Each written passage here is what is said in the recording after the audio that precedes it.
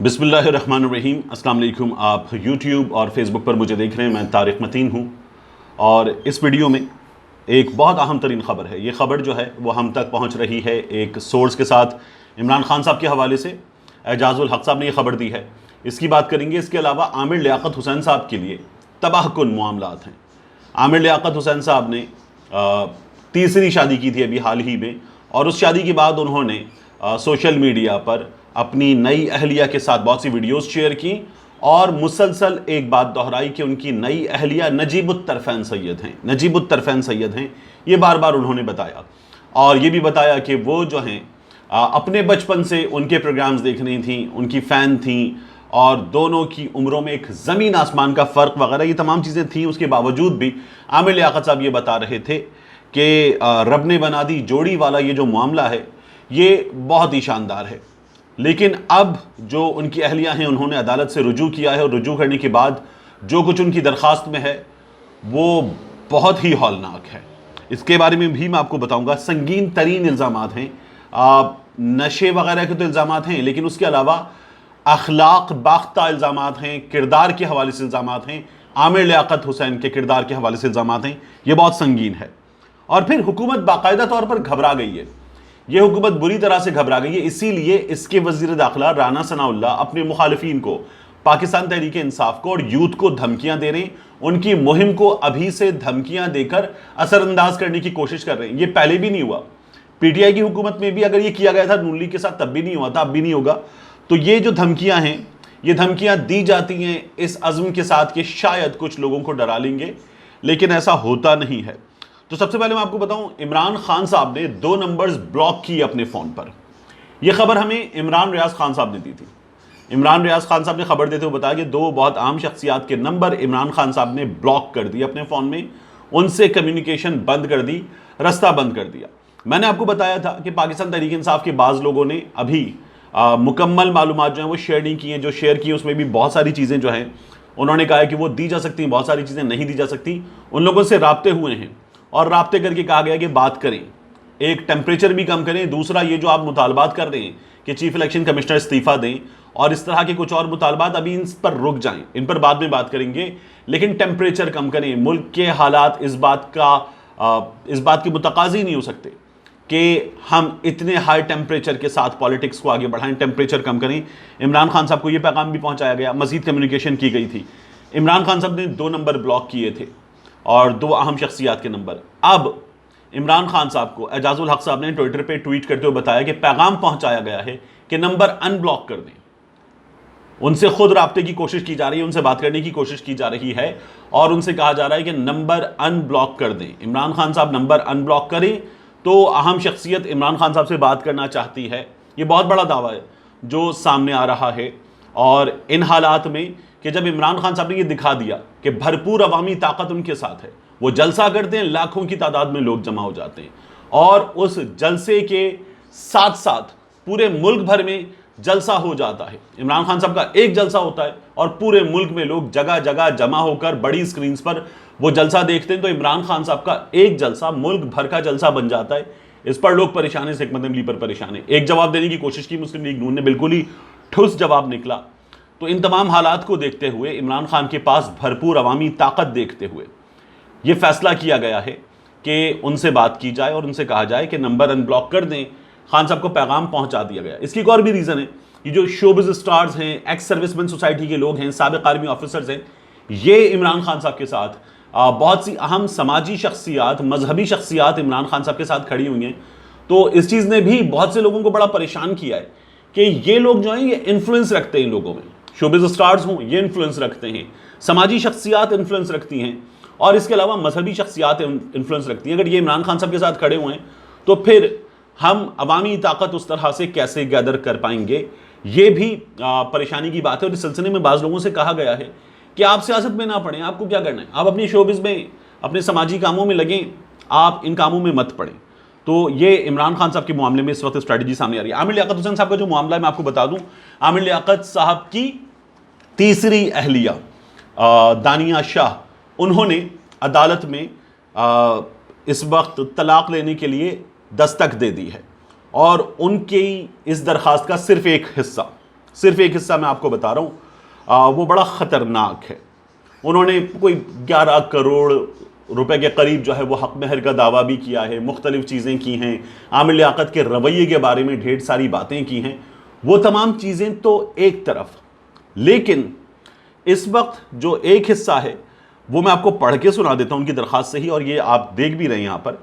یہ حصہ کہتا ہے کہ مدعا الیہ یعنی عامر لیاقت ایک عیاش قسم کا شخص ہے جو آئس اور شراب وغیرہ کا نشہ کرتا ہے۔ یہ بات پاکستان تحریک انصاف کے بارے میں جب وہ مسلسل سوشل میڈیا پر آ کر باتیں کرتے تھے اور عجیب انداز میں باتیں کرتے تھے، چپ چپ چپ ہیں کرتے تھے، تب بھی لوگوں نے کہا تھا یہ نشے کی حالت میں ہوتے ہیں۔ مدعیہ پر، دانیہ شاہ پر ہر وقت نشے کی حالت میں ظلم و تشدد کرتا رہتا ہے اور من مدعیہ کو غیر محرم لوگوں کے ساتھ فحش ویڈیوز بنانے پر مجبور کرتا ہے۔ یہ بہت خطرناک معاملہ ہے، یہ بہت سنگین معاملہ ہے۔ وہ اپنی درخواست میں لکھ کر عدالت کو بتا رہی ہیں کہ غیر محرم لوگوں کے ساتھ فحش ویڈیو بنوانے پر مجبور کرتا ہے۔ مدعا الیہ کے اس طرز عمل سے مدعیہ کے دل میں مدعا الیہ کے لیے سخت نفرت پیدا ہو چکی ہے، اور اب مدعیہ حدود اللہ میں رہتے ہوئے، پہلے وہ کہہ رہی ہیں کہ یہ فحش ویڈیوز بنوانے پر مجبور کرتا ہے، لیکن اب مدعیہ حدود اللہ میں رہتے ہوئے مدعا الیہ کے ساتھ ہرگز نباہ نہ کر سکتی ہے۔ نباہ کی صورت میں مدعیہ موت کو ترجیح دیتی ہے۔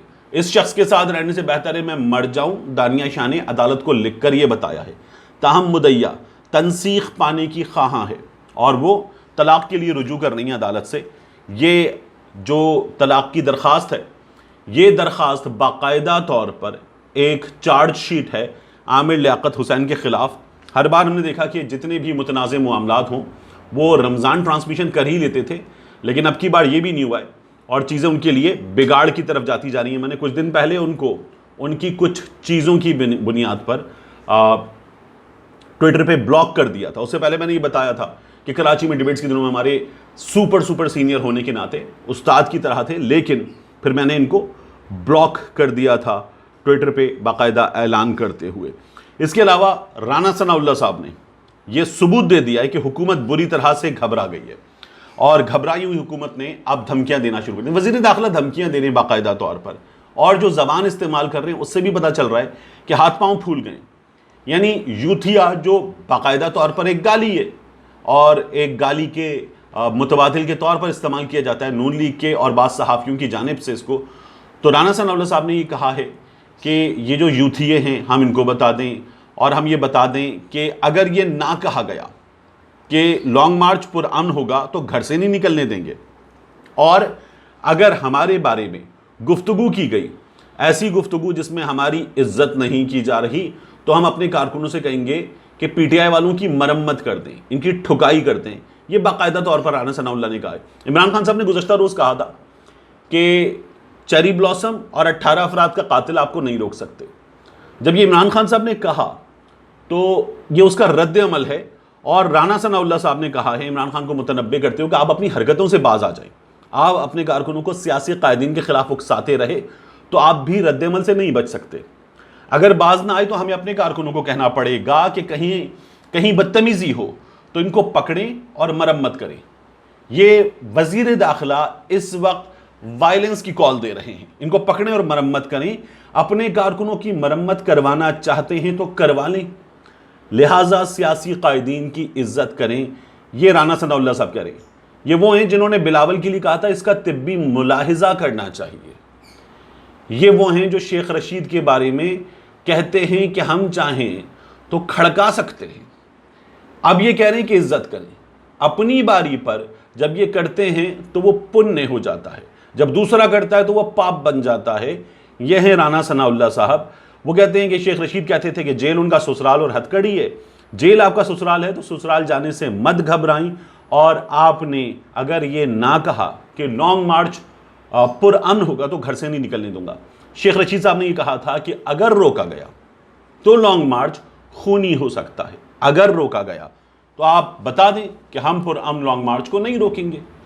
آپ باقاعدہ طور پہ مشروط ہی بیان دیں گے نا کہ ہم پر امن لانگ مارچ کو نہیں روکیں گے، لیکن حکومت دھمکیاں نہیں دیتی اس طرح سے۔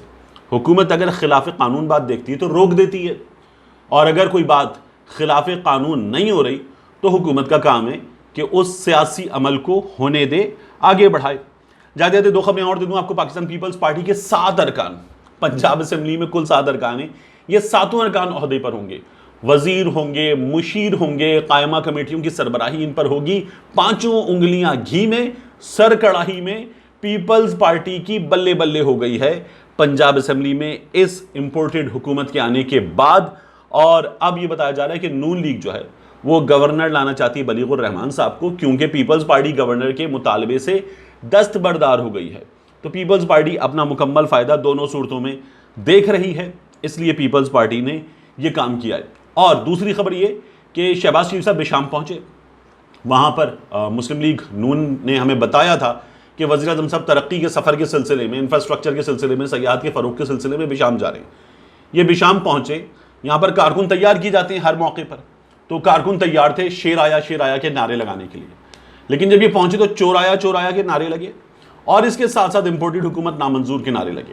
حکومت کے ہوتے ہوئے, حکومت کی مشینری کے ہوتے ہوئے امپورٹڈ حکومت اور چور آیا کے نعرے اتنے بڑھ گئے کہ شیر آیا کے نعرے باقاعدہ طور پر دب گئے. میں اس ویڈیو کو یہاں سمیٹ رہا ہوں, آپ دیکھیے کہ شہباز شریف کے ساتھ بشام میں ہوئی کیا. ملتے ہیں انشاءاللہ آپ سے اگلے ویلاگ میں.